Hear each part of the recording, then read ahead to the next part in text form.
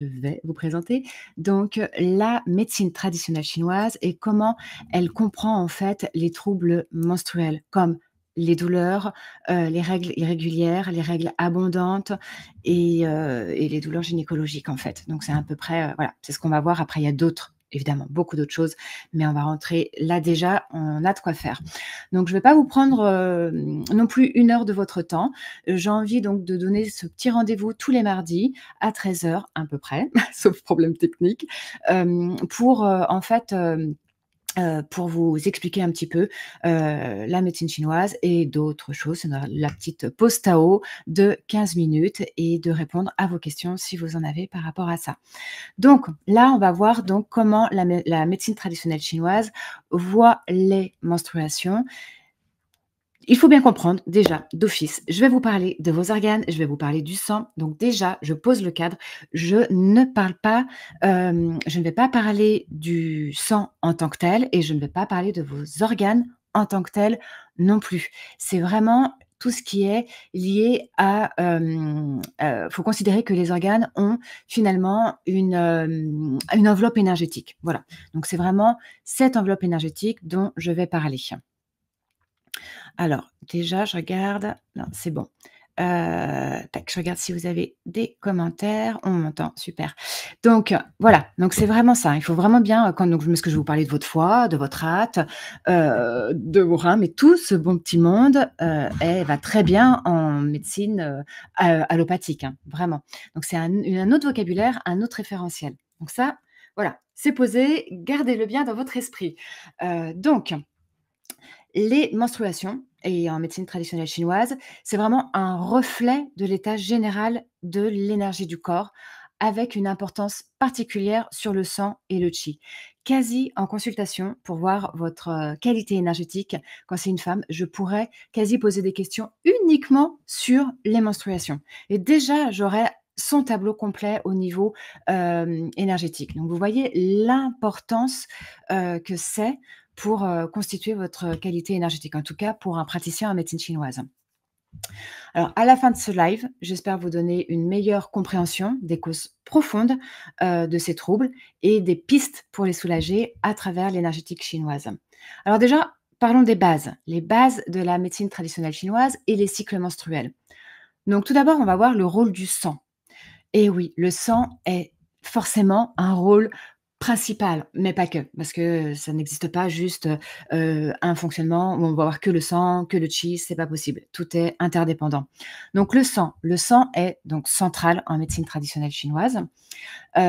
Pourquoi? Déjà, vous doutez bien, il nourrit l'utérus. Alors évidemment, il est central pour le cœur, pour tout, en médecine allopathique, on est bien d'accord? Oui, mais là, en médecine traditionnelle chinoise, il nourrit l'utérus et en lien direct avec la qualité du cycle menstruel. Les troubles du sang, comme un sang insuffisant ou stagnant, peuvent provoquer des douleurs et des irrégularités. Alors attention, quand je dis un sang insuffisant, on est bien d'accord qu'il n'y a pas de souci. En médecine allopathique, vous avez le sang qu'il faut, désolé. Vous avez tout ce qu'il faut. C'est pas du tout par rapport à ça. On n'est pas dans, «J'ai pas assez de sang, vite, faut que je fasse une analyse». Non, on est bien d'accord que le sang est considéré comme une énergie en médecine traditionnelle chinoise. Donc voilà, donc si on n'a pas une belle qualité de sang, du coup, il ne va pas nourrir l'utérus ou si c'est un sang insuffisant, on va avoir, des règles peut-être irrégulières, des douleurs aussi de règles, mais ça va être des douleurs un petit peu, hem, légères. Donc voilà, il y a pas mal de choses qui va se mettre en place. Ensuite, on va avoir aussi le rôle du qi, de l'énergie.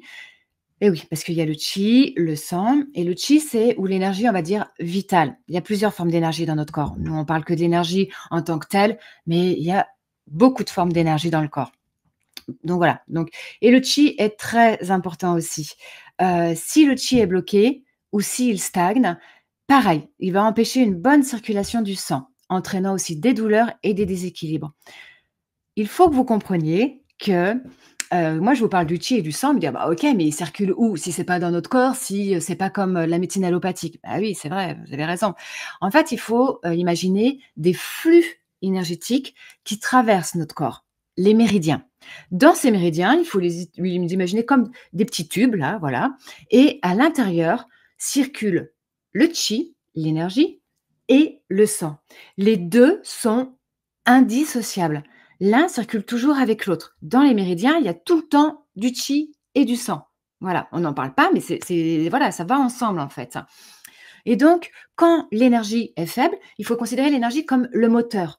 Et quand le chi est faible, quand l'énergie est faible, eh ben, le sang, il a plus cette impulsion et donc du coup, va circuler d'une façon enfin, va être au ralenti ou va stagner. Il va suivre le mouvement, du chi. Donc voilà, donc ça, c'est vraiment important. C'est pour ça que quand il y a un problème lié au sang, c'est on rentre dans une couche un peu plus profonde. C'est-à-dire que c'est un peu plus important. Donc le chi est vraiment aussi très, très important, cette énergie. Ensuite, il va avoir les organes, différents organes qui sont impliqués. On est bien d'accord? Pas vos organes, les le foie, la rate, non, tout ce beau petit monde, hein, va très bien. Non, là, je parle de comme si vous imaginez donc cette belle enveloppe énergétique autour de votre organe, qui est liée au méridien, au flux énergétique qui traverse votre corps. Bon, j'espère que je vous ai pas perdu, voilà, parce que là, évidemment, on rentre un peu dans une, petite, complexité, mais c'est important de comprendre tout ça. Donc quels organes vont être impliqués? Tout d'abord, le foie qui gère, le stockage du sang et oui, c'est lui qui stocke le sang, mais aussi, c'est lui qui va déclencher les règles. Donc il gère aussi la circulation du sang, il déclenche et en même temps, il joue un rôle très, très important dans l'émotionnel. Notamment, tout le monde connaît le foie, la colère, mais aussi il gère le stress. C'est lui qui fait, en fait, va fluidifier les émotions. Voilà, il gère on dit la libre circulation des émotions.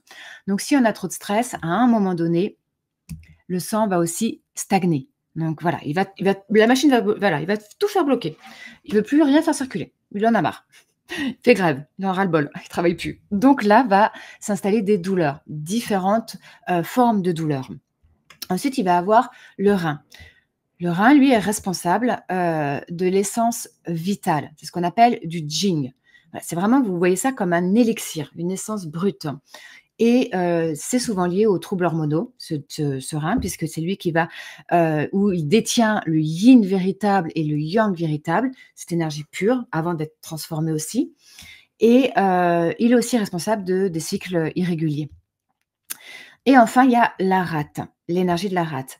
Alors elle, elle a un rôle aussi, c'est notre pilier, hein, la rate, qui assure aussi la transformation des nutriments en sang. Et elle est en lien directement avec la fatigue et avec les règles abondantes. C'est cette fameuse rate-là qui, avant les règles, eh ben, fait que, on voit la vie en noir. Ou alors, quand on a un souci, on le voit fois 10. Voilà, ou alors on est hyper fatigué et on va davantage cogiter. C'est elle aussi, c'est à cause d'elle qui fait qu'avant les règles, souvent, beaucoup de femmes disent: «Bah, moi, je suis très attirée par le sucré avant les règles». Donc voilà, ça, c'est l'énergie de la rate. Elle est vraiment liée aussi à ça et donc aux règles abondantes. Mais pas que, les règles abondantes, ça peut être aussi lié au sang, donc une chaleur du sang. Alors, qu'est-ce qu'il, qu'est-ce que nous, on considère comme trouble? Quels sont les différents troubles gynécologiques, principaux qu'on va avoir? Donc tout d'abord, il y a les douleurs menstruelles. Et oui, donc les douleurs menstruelles, on fait bien, nous, la différence en médecine chinoise, c'est très important parce que ça va dépendre de différents organes. Si c'est une douleur avant les règles, pendant l'ovulation, à partir de l'ovulation, enfin, quand est-ce qu'apparaît cette douleur? Combien de temps elle dure? Si c'est une douleur aiguë, si c'est une douleur, ou plutôt on va la sentir comme une contraction, ou alors on va la sentir comme, une machine à laver dans le ventre, enfin voilà. Et aussi, à quel niveau se situe la douleur? Si elle s'étend aussi parce qu'elle peut irradier au niveau du bas du dos, donc ça, c'est très important aussi pour nous. L'intensité de la douleur, alors je sais que les femmes qui, heu, ont des douleurs intenses, j'aime bien, leur demander sur une échelle de 1 à 10 leur douleur parce que la plupart du temps, elles s'habituent à leur douleur et souvent je me méfie quand elles me disent: «Oh 6».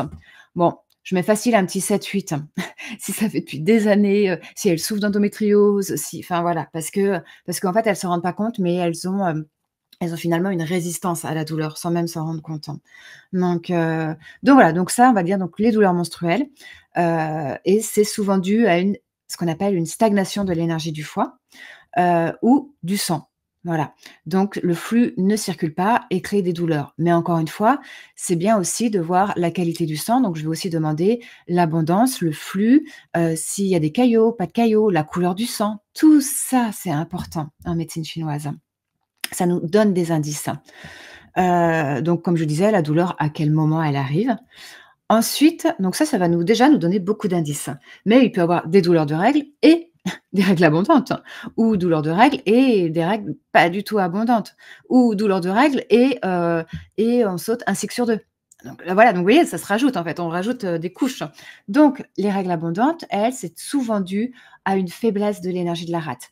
La rate, elle doit, si elle est pas, si elle est faible, elle c'est comme un filet et elle retient. Si elle retient pas, bah, voilà, il va avoir une abondance au niveau, des règles. Alors évidemment, pas que, pas que, c'est pas que la rate et s'il y a, des règles abondantes, c'est pas uniquement, dû à ça. Il y a tout un bilan énergétique qu'on doit faire auparavant.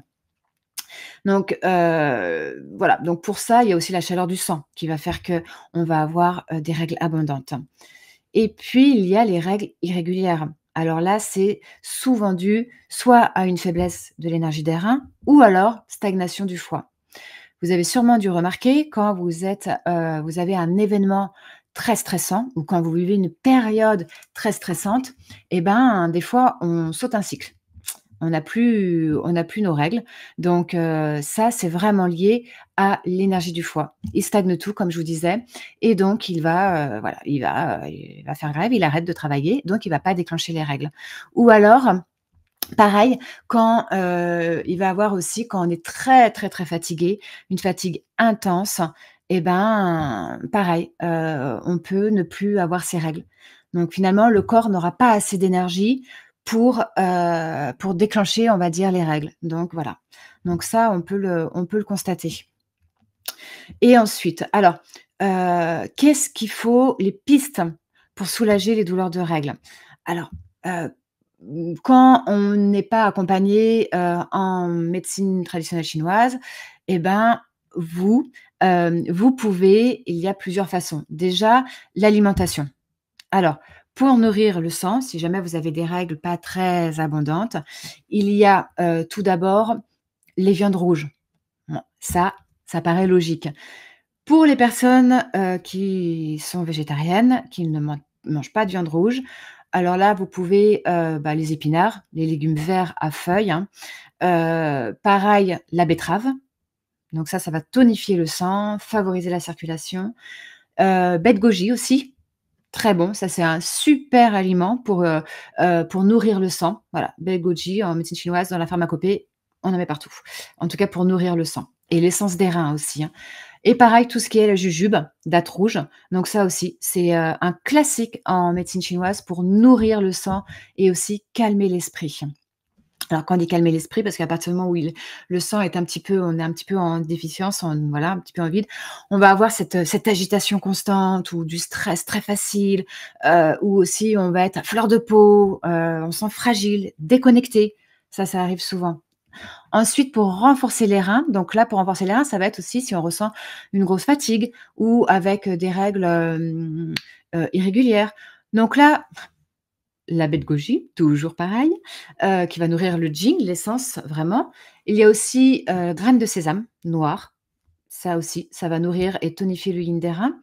Les noix, c'est ce qu'on appelle le cocktail étudiant. Donc les noix, il va y avoir les amandes, pignons de pain, noix de cajou, abricots secs, voilà, raisins secs, tout ça, ça va tonifier l'énergie des reins, donc très important. Et ensuite, la rate, cette fameuse rate. Alors, la rate, ça va être tout ce qui est, la rate, elle est là alors déjà, pour tonifier la rate, s'il vous plaît, arrêtez de manger des crudités le soir. Ne mangez pas froid non plus. À la limite, si vous avez pas très faim, mangez, une bonne soupe le soir, mais pas de crudités. Beaucoup de femmes, alors oui, je vais répondre aux petites questions après, je vois les questions.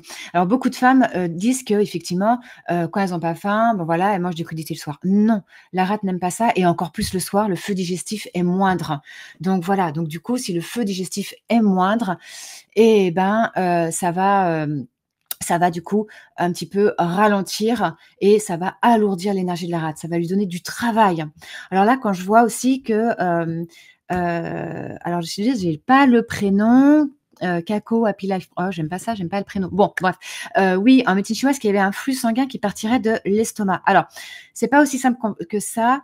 Rate et estomac sont très liés. Ils sont ensemble en fait, ils sont potes, voilà. Et du coup, l'estomac va effectivement aider, dans la fabrication du sang. Alice. Très bien. Donc oui, Alice, mais c'est, finalement indirectement et l'estomac, c'est un entraille. Donc en fait, tous les entrailles sont faits, alors les organes en médecine chinoise sont faits pour stocker. Donc en fait, on va dire que ce sont des organes sont nobles.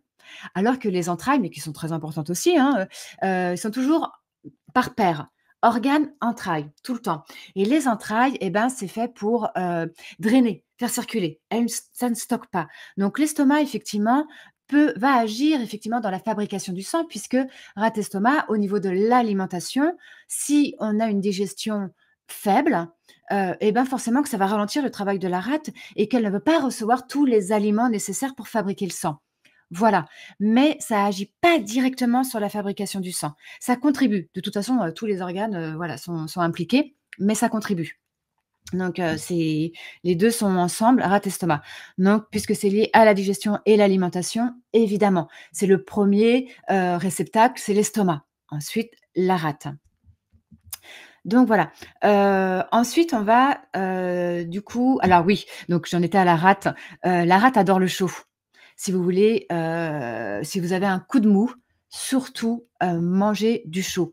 Donc un bon potage, voilà, boire de l'eau chaude. C'est pour ça que les Chinois, ils boivent tout le temps de l'eau chaude parce que le froid agresse le corps, le froid ralentit, donc va ralentir tout le process, en fait. Donc il faut boire chaud. Donc la rate adore le chaud et tout ce qui est doux. Alors, le doux, ça va être courge, donc potiron, c'est facile à digérer, ça nourrit la rate et l'estomac. Vous voyez, c'est toujours rate-estomac. Patate douce, c'est pareil. Alors, pour, revenir sur la liste, ta question, effectivement, rate-estomac, on est vraiment dans l'élément terre, la transformation. C'est pour ça que ça agit sur le sang. Voilà. Ensuite, il va y avoir le riz. Le riz, c'est alors là, si vous avez mal au ventre, si vous êtes pas bien, mais le riz, ça tonifie le chi de la rate, ça nourrit le sang. Enfin, vous dire, vous pourrez en manger tous les jours, ça vous ferait pas de mal, en fait, quoi. Et pour nourrir encore plus le yin quand vous avez de la fièvre, gardez l'eau du riz aussi, c'est pareil, c'est très bon. Ensuite, il va avoir tout ce qui est, avoine, dattes chinoises et aussi, le gingembre. Alors le gingembre, ça va plutôt, tonifier. Le gingembre, c'est fait pour réchauffer la rate, favoriser la digestion. Donc ça, c'est très bien pour tout ce qui est ballonnement. Mais c'est pareil, si la rate, elle est ralentie au niveau de la digestion, elle va être ralentie au niveau de fabrication du sang et énergie, fatigue aussi.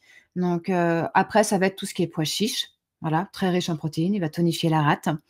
Donc vous avez de quoi faire, hein et carottes, tous les légumes racines. Donc navets, ça va renforcer aussi, l'énergie, renforce la terre, rate estomac. Donc voilà pour l'alimentation, ce que vous pouvez faire vous, de votre côté. Après, il y a les points d'acupuncture. Les points d'acupuncture, on les choisit suivant un bilan énergétique. Un bilan énergétique, c'est plein de questions et notamment sur la douleur, quand est-ce qu'elle apparaît, le sang, caillot, pas caillot, enfin voilà, tout ça, plus évidemment le reste. On parle du corps dans son ensemble. Donc quand une femme vient me voir et quand, enfin voilà, j'apprends moi à mes élèves aussi de ne pas poser des questions uniquement gynécologiques quand, une femme vient nous voir pour des troubles menstruels. Il nous faut d'autres éléments. Il nous faut d'autres éléments. Donc voilà, donc après on va choisir l'acupression. Donc là, il y a des points aussi très, très efficaces en fonction de la problématique de la femme et les herbes chinoises évidemment, la pharmacopée, notamment avec, la grande plante de la femme Dengui qui est l'Angelica, voilà, qui sont, pour nourrir le sang. Mais ça, c'est pareil, la pharmacopée, on rentre dans le cœur et la finesse de la médecine chinoise où, donc voilà, ça va vraiment être par rapport à ça. Alors ça dépend de notre dosha, choix des aliments. Alors je ne connais pas ce terme en médecine chinoise, mais ça doit dépendre de notre bilan énergétique en fait, de notre qualité énergétique.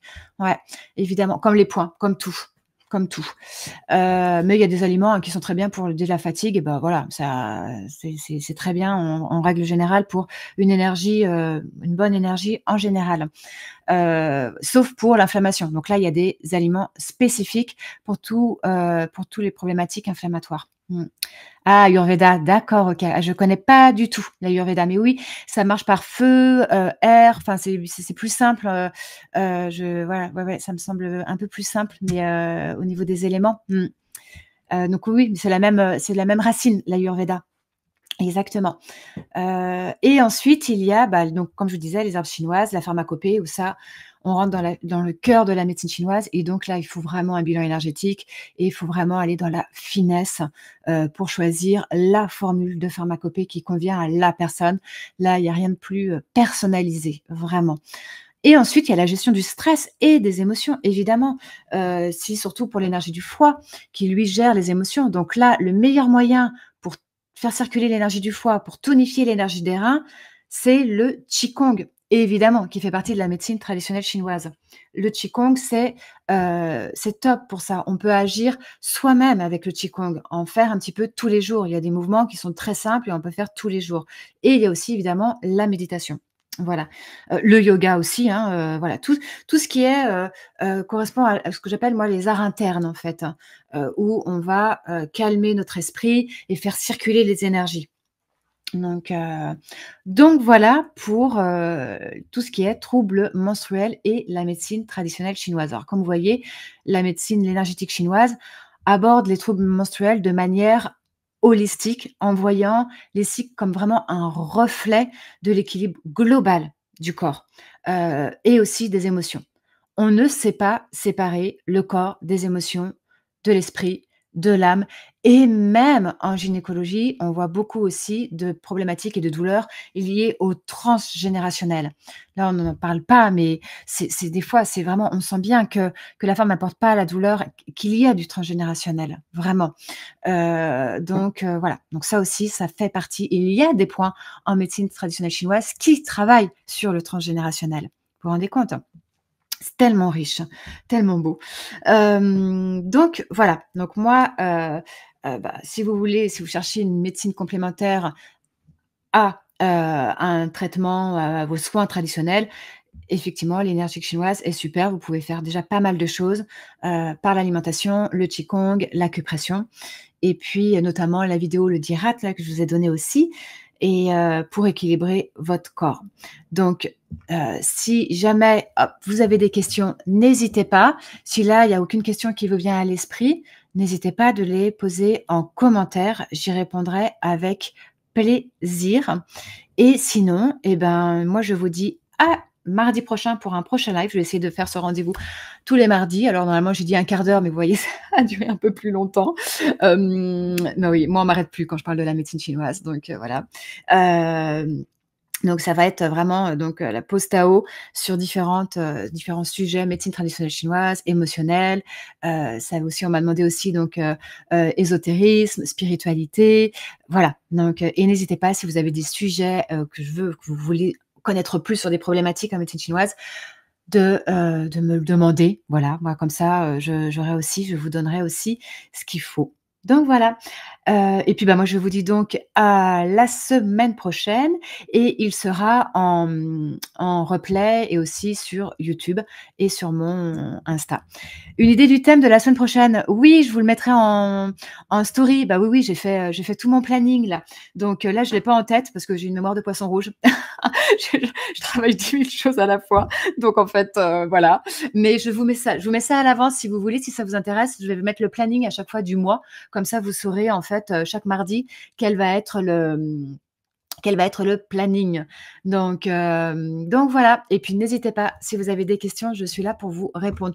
Même un message privé, hein, voilà.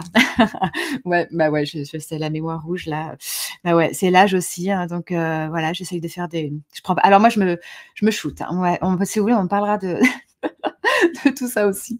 Allez, je vous embrasse très fort et puis, prenez bien soin de vous et je vous dis à très vite.